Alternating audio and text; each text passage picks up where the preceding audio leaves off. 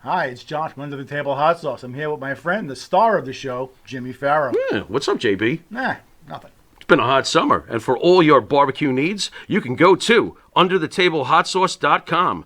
13 unique flavors to choose from, created and bottled in a Long Island kitchen. Underthetablehotsauce.com. Let's go chow, JB. Let's do it. All the flavor, twice the burn. Hit it. You know, you're watching. Okay, so let me. You're watching Long Island's number number one. I get- one I get- pro okay. wrestling. It's Martina Farrow, Well, you dude. say, this is Max Payne. Okay, yeah. Right? This is Max Payne, and you're watching Long Island's #1 broadcast, Monty and the Pharaoh. So if you know what's good for you, you'll stick around. Let's make sure I record. Look, everybody knows your problems with Dynamite Kid and everything else, but you didn't train with him at first, or you just No, met him never. when you were in the How did- WWE? They'd already, the Bulldogs are already gone to the WWF. They'd been down with Vince for 2 years before I ever got there. What were your thoughts when Dynamite Kid passed? Were you like, fuck him? You know, pardon my French, but I forewarned you. I mean, how did you feel when he passed away? Were you like, bittersweet, or, good, he was a jerk anyway? What was your thoughts? Look, when a man passes over and goes across the Rainbow Right. Bridge, as it were, Right. he's got to go in peace. Understood. And Understood. had he still been alive, Mm-hmm. wouldn't have spit on him if he was on fire. But Understood. he'd passed, so Understood. he gets to be forgiven. Was he truly as nasty as some of the stories we hear? I mean, Absolutely. why do you think he was that way? He did not have to be that way. The fans loved him. He was a great wrestler. We all appreciate it. What was his problem? I don't know. I'd only be surmising, and I wouldn't want this to be considered in a lawsuit. No. Just being fair. What was Right. your take? Why was he like He was this? short. Okay.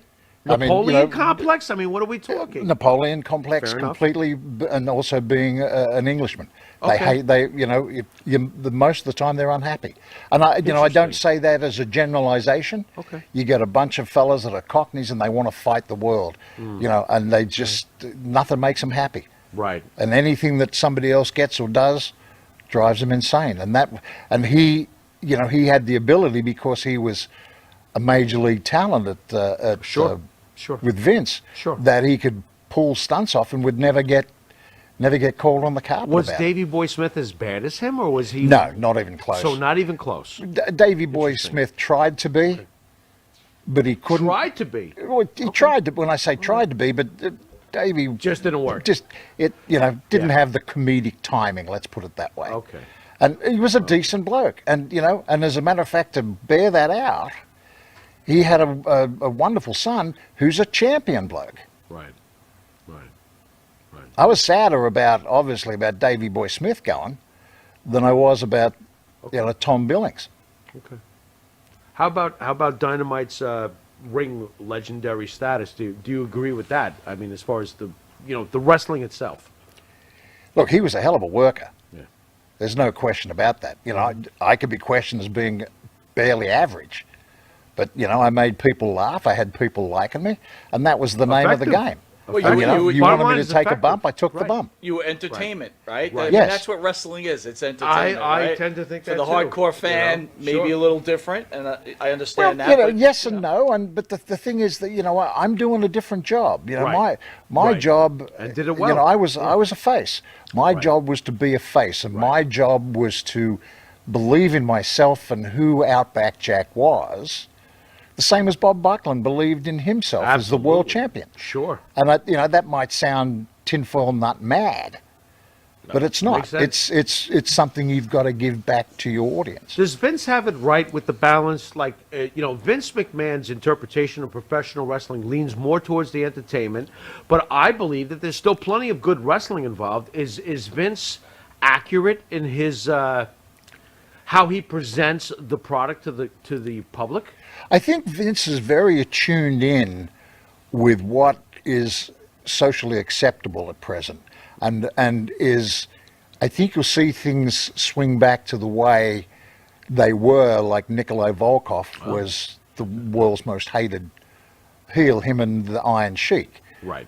And it'll swing back that way because human nature swings back that way. And it's been long enough time.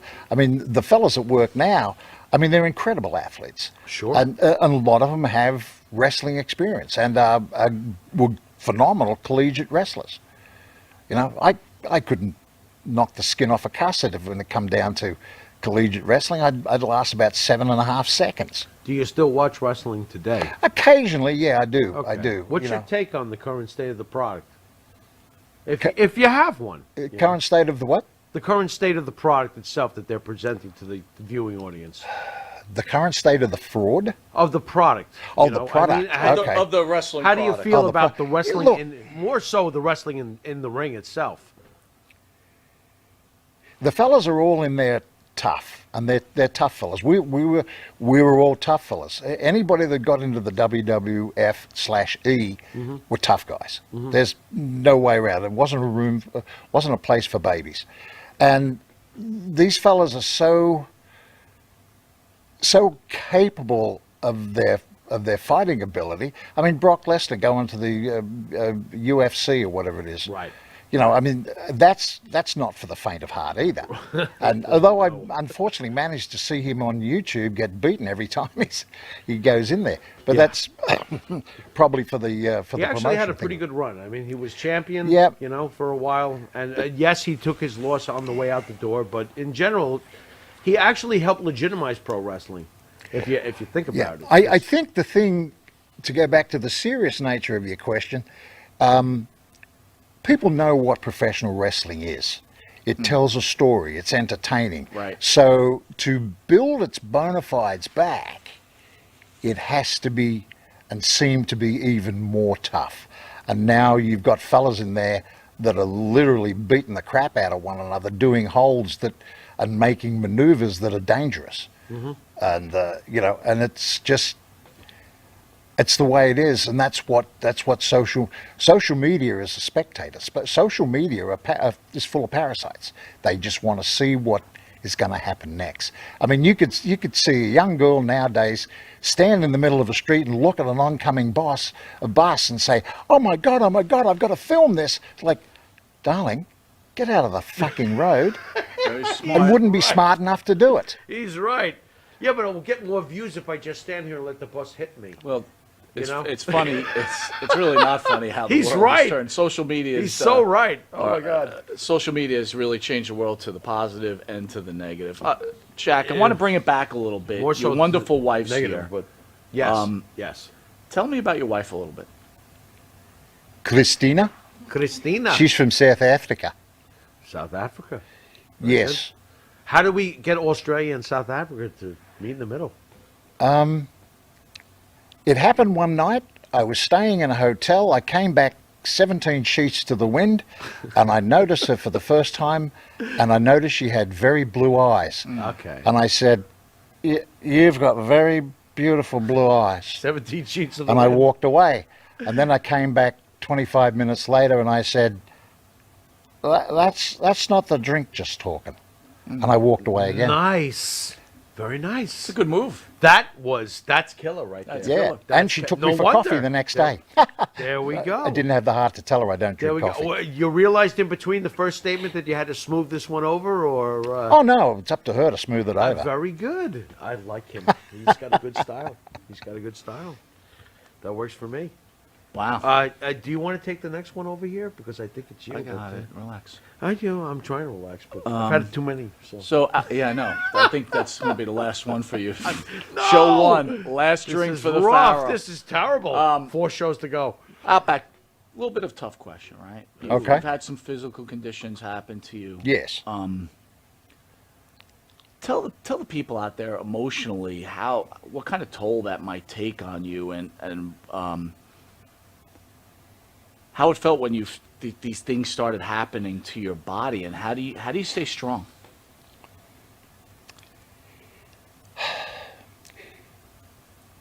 You got to look at things a certain way. You know, there's chaps will say I've got to go to God, and that's quite reasonable.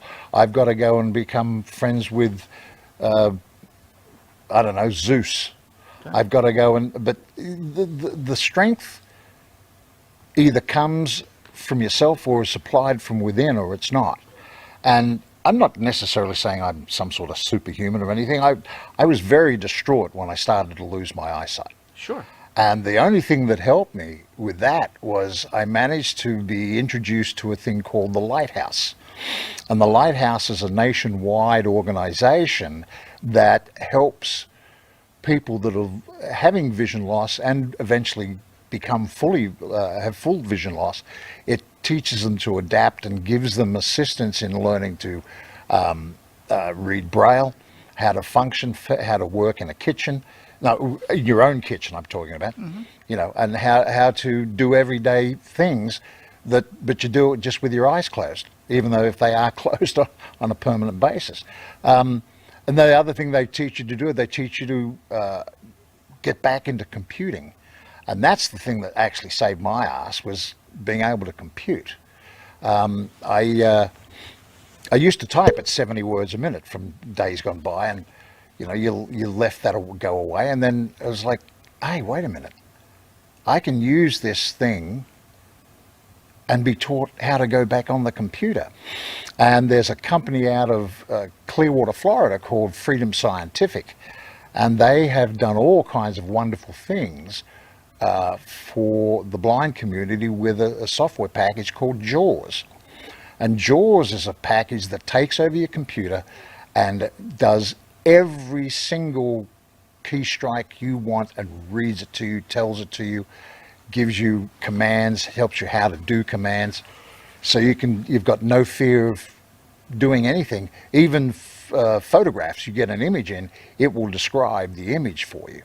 And a very, very powerful software package. There's another, Humanware is another one, and they make products, physical products, like enhancers to vision enhancers, so you can you put your whatever you want to read down on a desk that's an XY tray that moves around, and then it magnifies, and you can magnify it up. And this is good for people with a diabetic retinopathy or good grief, what am I thinking of? The one with the macular degeneration, or any sort of vision loss. And they do these things, and that gets into the VA for chaps that have served and have had vision loss from injuries in many of the arenas that are overseas. You know, so that helped me tremendously. And I wasn't a fella that necessarily gave up, and it was a little disappointing when I ended up volunteering my lower left leg to science. Science hasn't even written back yet to say it was good. But now that I've got a nice prosthetic on there, it's just like walking. Actually, sometimes it's so much easier. You get up and you go, oh God, I got to get out of bed.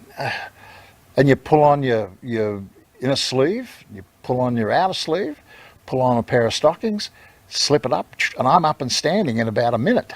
Wow. And I can get it and walk out. And I'm like, hey, that was great. I can snap on whatever. I want primrose pink pumps. I can put primrose pink pumps on. I can wear any sort of shoe I want with it. What made you say, fuck it, I'm going to fight this? Say again? What made you say, fuck it, I'm going to fight this when you started to have your physical problems? Oh. Because I'm amazed by this. I mean, what made you toughen up and say, screw it, I'm going to battle this? It was the thought of actually giving up. And I mean, you know, it's not necessarily in my nature to give up.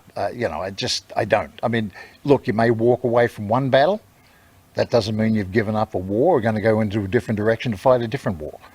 You know, that doesn't mean you've given up. Was it difficult during that time period, or did you have a moment where you just shut off the negative and embrace the positive?